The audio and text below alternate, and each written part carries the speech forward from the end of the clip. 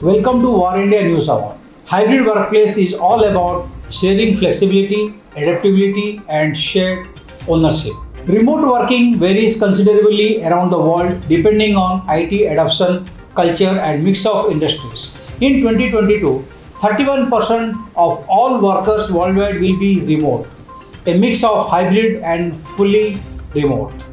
By the end of 2021, 51% of all knowledge workers worldwide are expected to be working remotely, up from 27% of knowledge workers in 2021, according to Gartner.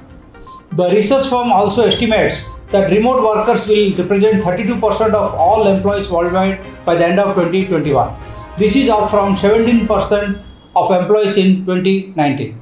A hybrid workflows is the future of the work, with both remote and on-site part of the same solution to optimize employees' workforce needs. India and China will produce some of the largest number of remote workers, but their overall penetration rates will remain relatively low, with 30% of workers in India being remote and 28% of workers in China working remote, according to Gartner.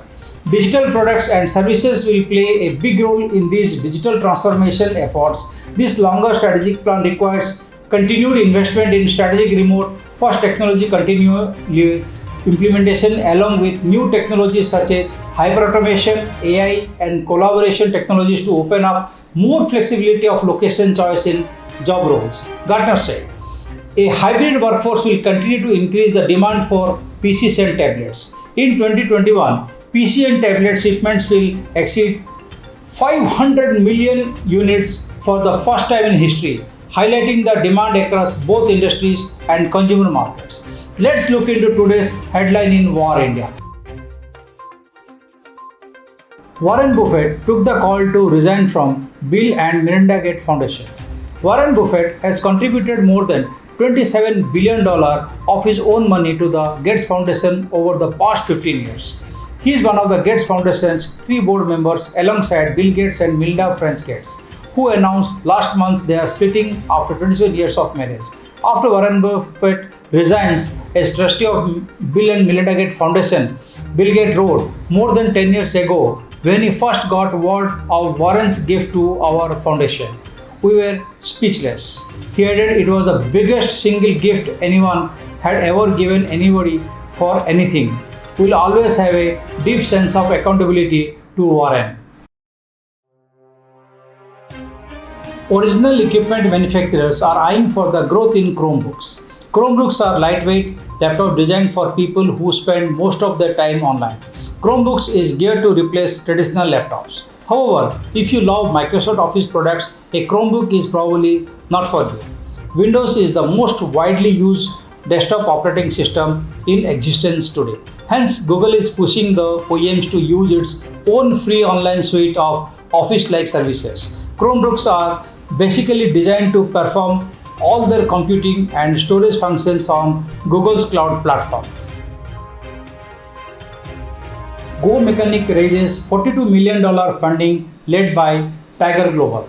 Multi-brand car workshop and spare parts platform Go Mechanic announced on Wednesday it has raised $42 million in a funding round led by Tiger Global Management. Go Mechanic, which is operated by Touchstone Innovations Private Limited, will use the fresh capital to boost its growth in Tier 2 and Tier 3 cities in the country. The company aims to increase its presence from 35 cities to over 100 cities in the country. Krafton speaks on Battlegrounds Mobile India Data Transfer. Battlegrounds Mobile India's creator Krafton admits sharing data of Battlegrounds mobile players with non-Indian servers. No data has been shared in violation of privacy policy after reports claimed it shared players' data with China-based servers.